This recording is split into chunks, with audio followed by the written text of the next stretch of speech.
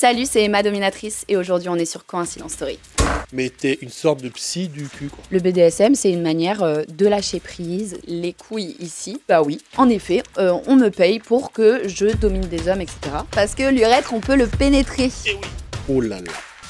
Ouais.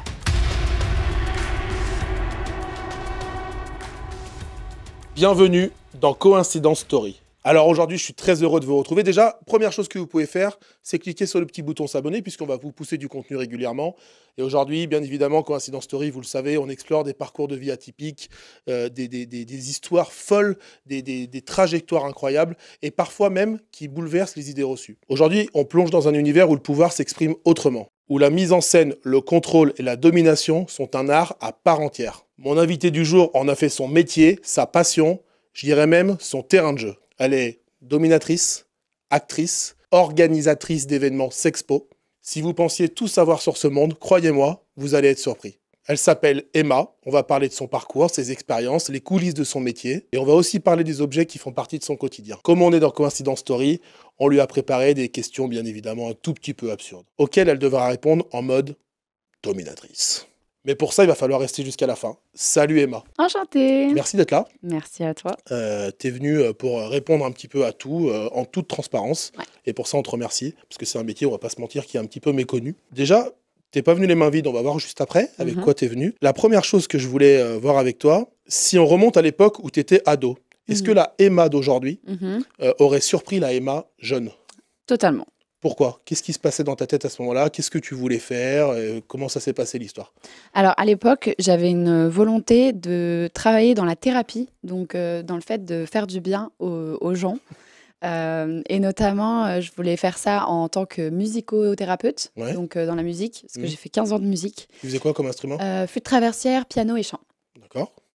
Et du coup, j'ai toujours eu cette volonté de prendre soin des gens, etc. Et finalement, mon parcours a fait que je me suis retrouvée à être du coup dominatrice. Mais finalement, c'est une manière peut-être bien particulière, mais ça reste une manière, je pense, de prendre soin des gens. Ouais, c'est vite, c'est un petit raccourci, mais en fait, ça leur fait quoi? Ça leur fait du bien, les gens? C'est une thérapie, mais à l'envers, en fait. C'est quoi Alors, l'histoire? pour certaines personnes, ça peut être une forme de thérapie, même si on essaye de s'assurer quand même de la sécurité émotionnelle, psychique, etc. de chaque client-cliente. Donc, c'est important que la personne soit bien dans son corps, dans sa tête, pour être client-cliente. Tu le vérifies avant? Ouais. À chaque fois, il y a Ouais. une sorte de petit questionnaire que tu as évolué, que tu as fait évoluer, c'est ça? Exactement. D'accord, ok. Voilà, il y a beaucoup d'informations, on passe par différentes phases dans la conversation, la négociation, etc. etc. Ok. Et c'est vrai que pour certaines personnes, le BDSM, c'est une manière de lâcher prise, c'est une manière de mettre de côté juste sa vie quotidienne et de pouvoir juste profiter du moment présent. Et il y a besoin de se faire violence pour ça, pour ces gens-là? Alors en fait, ce qui est important de préciser, c'est que dominatrice veut dire BDSM, mais BDSM ne veut pas dire forcément violence. D'accord, Donc, les pratiques, il y a des pratiques que je fais qui ne sont absolument pas violentes. d'accord. C'est avec la parole, c'est avec... Avec la parole, avec des outils qui peuvent être utilisés, mais pour faire du bien. Ça peut être à travers des pratiques, Ok. etc. Donc, ce n'est pas que de la violence. La violence, c'est tout ce qu'on va appeler... C'est toute une partie du BDSM qu'on appelle le sadomasochisme. D'accord. C'est vrai qu'il y a beaucoup ce raccourci, je pense, qui est fait dans la tête des gens, et moi, le premier, là. Il y a un moment dans ta vie où tu t'es dit, OK, je veux faire ça, et pourquoi? Pourquoi ça arrive dans ta vie, ça? Alors, je me souviens exactement le déclic. Oui. C'était en 2023, je pense. Ah, c'est récent. Je faisais déjà... Oui, c'était en 2023, mars 2023. J'étais déjà, du coup, travailleuse du sexe depuis 2 ou 3 ans. D'accord. Et je faisais à côté mes études de sociologie. Et j'ai décidé, en début de master, j'en avais marre du master. Le master ne m'intéressait pas. J'étais dans une relation amoureuse et mon partenaire n'avait pas du tout la même vision que moi du futur et il voyait mon travail plutôt comme un travail d'étudiante plutôt que comme un vrai travail. D'accord. Donc pendant plusieurs mois, en fait, j'ai essayé de faire autre chose que ce taf. Donc j'ai arrêté de travailler. Et en fait, à un moment donné, ça a plus été possible. Je me suis rendu compte que c'était ce métier que j'avais envie de faire Et du coup, j'ai fini cette relation avec cette personne. Ok. J'ai ouvert mon auto-entreprise et j'ai commencé à travailler à temps plein. Ok. En fait, pour faire ce métier, il faut être passionné. Enfin, tu peux pas t'inventer travailleuse du sexe comme ça. Mhm. À la base, c'est parce que ça rapporte ou même pas. C'est quoi pourquoi tu as commencé à faire ça en fait? Alors, pourquoi j'ai commencé à faire ça? J'ai toujours été passionnée de la sexualité. Ok. Donc, j'ai déjà dans les pratiques, entre guillemets, donc par exemple, ma vie sexuelle, elle a commencé assez tôt. Ok. Il y a aussi le fait que j'ai commencé à lire beaucoup de livres autour de la D'accord. sexualité. Ok. J'étais très curieuse, en fait, de savoir c'était quoi ce monde, en Mhm. fait, et j'ai toujours voulu T'as l'explorer. intrigué en fait. Ouais, On t'a jamais forcé à faire ça? non, Personne t'a dit tu fais ça. non. Non mais ça c'est important de le préciser. Mhm, Je pense qu'il y a beaucoup d'idées reçues. mhm, Je pense que les idées reçues c'est on te force ou tu as un traumatisme mm, d'enfance mm, ou il y a de la drogue ou il y a de l'alcool. Tu sais tout ça là, ce mm, serait peut-être bien, enfin, je sais pas après moi je sais pas comment ça fonctionne mais ce serait peut-être bien peut-être de mm. démocratiser ça avec tes mots, tu Mhm, vois? totalement. Concernant la drogue et l'alcool, c'est intéressant d'en parler. Il faut savoir que puisque du coup, je suis dominatrice, c'est-à-dire que c'est mon travail, c'est comme si tu arrives au boulot en ayant pris de la coke ou en ayant pris une bière, c'est impossible de faire ton travail correctement. Donc c'est pareil, surtout que moi, en tant que dominatrice, je dois m'assurer de la sécurité, Bien sûr. encore une fois, physique et psychique et émotionnelle de la personne. Donc, je suis responsable de la Bien personne sûr. qui est avec moi.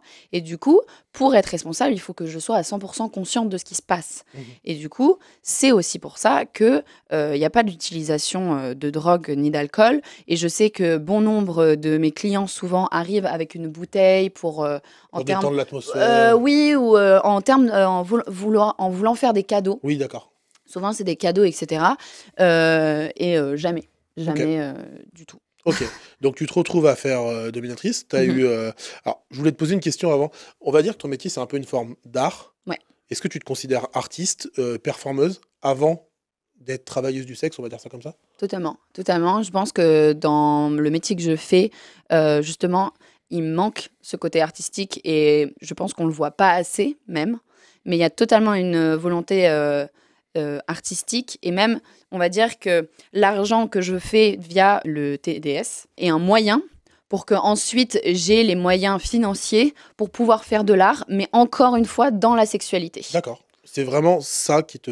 Presque, ça passionne en fait. Ouais. Ça t'intrigue, ça te passionne, c'est ça? Mm. Tu veux pousser les limites de la sexualité parce que ça te passionne. Ouais. Ok. Il y a une demande improbable, surréaliste qu'on t'ait déjà faite? Alors, quelque chose de hardcore dans le sens où ça va contre la morale ou Oui. contre... on m'a déjà demandé de jouer une fille mineure. Ah ouais, Donc, on est sur de la ah pédocriminalité. ouais, Et donc ça, c'est passible de plus d'une amende, ah quoi. ouais. Donc, voilà. Il faut faire attention de ce qu'on accepte de faire sur les réseaux et sur Internet. C'est très Incroyable. important. Est-ce que tu as déjà refusé un client ou une scène pour Oui. une raison particulière? Alors, supposons next, celle-là. Mhm. Oui. Alors bien sûr, là, pas plus tard que ce week-end, j'ai du coup une personne qui vient du coup m'envoyer des messages pour me demander si c'est possible de faire une séance de BDSM sur tout ce qui va être le blasphème autour de la religion. Ok. Donc moi, je ne fais pas d'humiliation ou quoi que ce soit sur les religions. Je ne fais pas aussi... Il y a quelque chose qui s'appelle l'humiliation raciale, c'est-à-dire qu'on humilie quelqu'un par rapport à sa couleur de peau, son pays d'origine, enfin qu'importe. Le gars peut te demander ça? Oui. Mais non. Si. Enfin, franchement, moi, je suis totalement Mhm. extérieur à ça, évidemment. Mhm. Enfin, évidemment ou pas, mais mais comment? Mais pourquoi, en fait? Parce que, en fait, en sociologie, on a un concept qui s'appelle renversement du stigmate. D'accord. Le renversement du stigmate, c'est quelque chose qui arrive quand on est stigmatisé dans la société pour quelque chose. D'accord. Par exemple, pour faire partie d'une minorité. Oui, oui. Je ne sais pas, être une personne trans, Oui, oui. etc. Mhm. Et du coup, pour aller au-delà et d'arrêter de souffrir de ce stigmate, on va le reprendre et on va en faire quelque chose qui va soit nous plaire, soit nous exciter sexuellement, soit qu'on va revendiquer. Par exemple, moi, je revendique le fait d'être une pute. Alors que dans la rue, on peut me traiter de pute. Mais puisque moi, je le revendique Je comprends. et que je me dis, bah oui, en effet, on me paye pour que je domine des hommes, etc. Et bien, dans la rue, ou le jour où quelqu'un me dit ça, Ça passe. j'en ai rien à faire. Ok. C'est le cas. Ok. Et du coup, il y a des gens qui, par exemple, quelque chose de très intéressant, c'est les personnes qui ont un micro-pénis. Les personnes qui ont un micro-pénis, il y a une pratique dans le BDSM qu'on appelle le SPH, Small Penis Humiliation, et c'est une pratique qui consiste à humilier le fait que cette personne a un petit pénis. Et ce qu'il faut savoir, c'est que ça l'excite. Et ça l'excite jusqu'à se faire jouir. D'accord. Donc on renverse la chose Je comprends. pour en faire quelque chose où... Fou. Ouais. Fou. Et qu'est-ce que tu as refusé alors? Alors moi, j'ai refusé ce que je te disais, tout ce La qui est religion. religion, tout ce qui est humiliation raciale, Ok. tout ce qui est scato, uro aussi. Et il y a aussi une pratique qui est le ABDL. ABDL, c'est des personnes adultes qui aiment, et c'est très très large, et je ne saurais pas bien l'expliquer parce que c'est pas mon lieu d'expertise, mais c'est par exemple des personnes qui aiment porter des couches, des personnes qui aiment être dans un environnement très... comme Qui une les salle de jeu. infantilise. Oui, voilà, c'est ça. Il y a un jeu de rôle qui se fait autour de quelqu'un qui serait plus jeune. Ok. L'expérience qui t'a marqué le plus positivement, et à l'inverse, celle que tu préférais oublier? Actuellement, ce qui m'a marqué, surtout que je l'ai vu aujourd'hui, du coup je fais une dédicace, j'ai un soumis que je connais depuis quelques années maintenant, et on se voit une fois par mois. Et c'est quelqu'un qui est atteint du coup d'un handicap. Et c'est quelqu'un avec qui je suis devenue presque amie avec cette personne, en fait, au fur et à mesure du temps. Et ça arrive beaucoup avec des clients réguliers et des clients qui connaissent mes limites, me respectent, etc.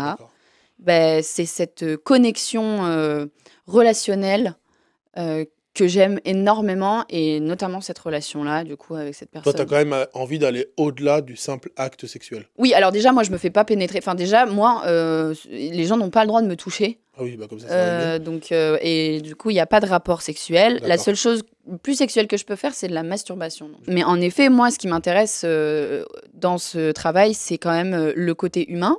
De comprendre pourquoi aussi, des fois, tu arrives à comprendre? À la base, en fait, quand j'ai commencé, j'étais vraiment très curieuse de comprendre ces gens. Ah oui.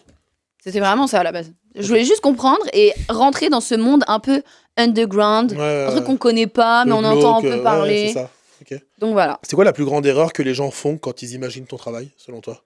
Alors, il y en a beaucoup, en fait. Il y a beaucoup de choses que les gens imaginent. Les gens imaginent que je suis, du coup, froide et sévère et tout de noir et pas gentille du tout. On imagine que je fais ça que pour l'argent, que je suis forcée, que je peux pas être féministe. Enfin, il y en a plein. Ouais, bah c'est déjà pas mal. Hein. Ouais, je peux continuer encore longtemps. Ok, non mais ok, j'ai compris. Et est-ce qu'il y a une phrase que tu entends souvent sur ton métier qui te fait lever les yeux au ciel? Tu fais ah, ça va les gars, ça y est. Oui. Oui. Le travail du sexe, c'est du viol tarifé. Ça, c'est des féministes qu'on appelle abolitionnistes qui ont tendance à dire que, voilà, puisqu'on fait du sexe tarifé, on est vraiment les pires soumises de la société. Ok. Voilà, ça c'est vraiment... C'est très clair. Niet. Quelles compétences méconnues sont indispensables dans ton domaine? On se dit, on soupçonne même pas qu'il faut avoir ces compétences pour faire ton métier. Bah déjà, moi, je t'écoute parler et je me dis, mais en fait, c'est... Alors, arrête-moi si je me trompe, hein, mais t'es une sorte de psy du cul, quoi. Alors, il y a le côté psy, en effet. Hein. Moi, j'ai eu des séances où on n'a rien fait, on a juste discuté, par exemple. Ok. Et ça leur a fait du bien. Et ça leur a fait du bien. Ok. Donc, il y a eu ça. Et puis souvent aussi, on parle des pratiques, parce qu'en fait, souvent, les gens viennent me voir pour faire des pratiques dont ils ne sont pas assez à l'aise pour en parler autour d'eux. Et du coup, moi, souvent, dans mes séances, j'ai tendance à essayer de juste planter une petite graine pour dire, peut-être, en vrai, tu peux en parler ou commencer... Tu dédramatises, en fait. Ouais, voilà, c'est ça, dédramatiser la chose. Ensuite, ça demande physiquement. Ça demande physiquement, vraiment, en termes de... Il y a plein de pratiques qui sont très physiques, donc il faut avoir un physique qui tient. Et en fait, on est aussi dans le soin, donc il faut avoir aussi un espace mental où on donne beaucoup.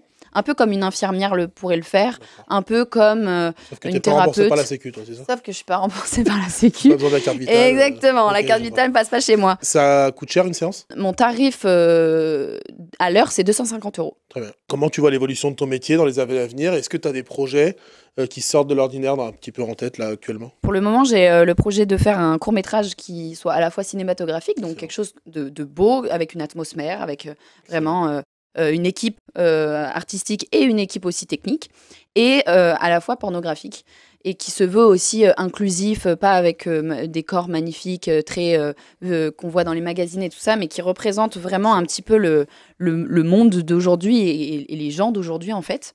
Donc ça, c'est un court-métrage, j'ai déjà écrit un script, donc je sais que j'ai déjà ça qui est en chemin. Ensuite, j'aimerais... C'est incroyable ça. Ouais. Franchement, c'est incroyable. En fait, moi, ma carrière, parce que j'ai vraiment j'ai une carrière dans le sens où je suis pas là en train de faire ça parce que je sais pas quoi faire de ma vie. Toi, t'as une vision. Voilà, je sais que dans 1 an, je veux faire ça, dans 2 ans, dans 3 ans, à 30 ans, Incroyable. je veux être là. Tu veux être où dans 30 ans? Dans 30 ans, je veux être réalisatrice de films pour adultes du coup, mais à la manière un petit peu Erika Lust, etc. Donc féministe, éthique, et aussi quelque chose qui soit beau à voir. Et pas seulement un truc qui va juste venir taper ton excitation. Oui, je comprends. Donc, il y a cette volonté-là d'être réalisatrice, et il y a une volonté d'être performeuse sur scène, donc faire des performances. Il y a une volonté... Toujours dans ce milieu-là, on est d'accord? Dans la domination. Dans la domination et la sexualité en général. J'ai compris. Et ensuite, il y a une volonté de transmettre. Transmettre parce que on est encore dans une société où les jeunes doivent apprendre comment faire du sexe via Pornhub, que les femmes ont encore du mal concernant la jouissance, l'orgasme, etc. etc. Donc, il y a une volonté aussi de transmettre et de montrer et d'expliquer et de discuter, rien que de discuter. Ok, hyper réfléchi le truc. Ouais. C'est un vrai projet que je trouve hyper intelligent. Surtout qu'il faut savoir que moi, j'ai été élevée dans une association qui s'appelle l'Arche, et qui est une association du coup, qui à la base est française, qui a eu 2-3 problèmes étant donné que la personne qui l'a créée est accusée d'agression, etc. Mais il faut savoir que c'est une association qui s'occupe de personnes handicapées. Donc moi, jusqu'à mes 15 ans, j'ai été entourée de personnes handicapées. C'est ton quotidien. Donc si tu veux, il y avait un truc où je suis à l'aise avec les personnes du coup en situation de handicap. Parfait. Eh ben, on en reparlera. Si demain tu pouvais organiser un événement sans aucune limite de budget, avec pas de limite d'audience, tout ce que tu veux vraiment, il ressemblerait à quoi cet événement? Ce serait quelque chose dans une grande salle, un zénith, quelque chose, voilà, je veux voir grand, une compagnie avec pas forcément des gens du spectacle. Je veux qu'il y ait vraiment des gens, par exemple, mon soumis, du coup, que j'ai vu aujourd'hui et avec qui j'entretiens une belle relation, etc. À plusieurs reprises, j'ai pensé à lui pour faire des performances. Donc, j'aimerais, par exemple, faire des performances sur scène. Devant du public. Devant du public, sur la sexualité, faire de la sexualité même, jusqu'à aller choquer les gens pour se rendre compte que la sexualité, déjà, c'est politique. Et pour arrêter de penser que la sexualité, il faut que ça soit dans sa chambre, dans le noir, avec sa partenaire, et voilà, exactement. Si tu pouvais tourner une scène avec n'importe quelle personnalité, vivante, morte, fictive, peu importe, ce serait avec qui et pourquoi? Alors, il y a un acteur porno que j'aime extrêmement et avec qui je rêverais de tourner, et c'est dans mes projets, qui s'appelle Mark Parker, et qui est un acteur porno, mais qui est spécifiquement que dans le porno féministe et éthique, qu'on retrouve très peu sur Internet, qui a, je trouve, un talent incroyable et une connaissance, enfin, en tout cas, à l'écran, il envoie. Magnifique. Ouais. Si on écrivait un biopic sur ta vie, qui jouerait ton rôle? Eh bien, ce serait une actrice française qui s'appelle Sophie Marceau. Très bien. Franchement, il y a un petit air en plus. Imagine, on se projette dans 200 ans. Ouais. Ni toi ni moi, on sera là. Si on parle encore de toi, qu'est-ce que tu aimerais qu'on retienne de toi, si on te présentait? Que j'ai été une révolutionnaire et artistique de la sexualité. Incroyable. Trop fort. Si tu pouvais donner un vrai conseil à un homme ou une femme qui veut se lancer dans ce milieu-là, peu importe la voie qu'il choisit ou qu'elle choisit, tu lui dirais quoi? Pour le coup, si quelqu'un veut commencer dans ce métier-là, il faut savoir que déjà, il y a très peu de retours en arrière. C'est-à-dire qu'à partir du moment où ta vidéo ou une photo ou ta tête est sur Internet, elle le sera à vitam aeternam. Donc, c'est très important de prendre un temps de réflexion long avant de se lancer là-dedans. C'est aussi très important de se documenter énormément, de se documenter, d'aller parler avec des personnes qui sont concernées, qui connaissent le sujet, pour éviter des erreurs qui peuvent être vraiment, vraiment dures. Et là, on parle d'agression sexuelle, on peut parler de choses vraiment violentes dans ce métier-là, puisqu'on n'est pas protégé par l'État. Donc, vraiment, ça, c'est les deux choses qui sont très, très, très, très importantes, et d'y aller aussi un peu en douceur. Si tu pouvais envoyer un message anonyme à tout le monde sur Terre en même temps, qu'est-ce que tu lui dirais? Sex is fun, go fuck yourself. Traduction. Le sexe, c'est fun, va te faire enculer, plus ou moins. Plus ou moins, mais elle va te faire enculer quand même. Va baiser. Voilà, va baiser. Tu n'es pas venu les mains vides. Et non. Évidemment. Qu'est-ce que tu nous as ramené de beau?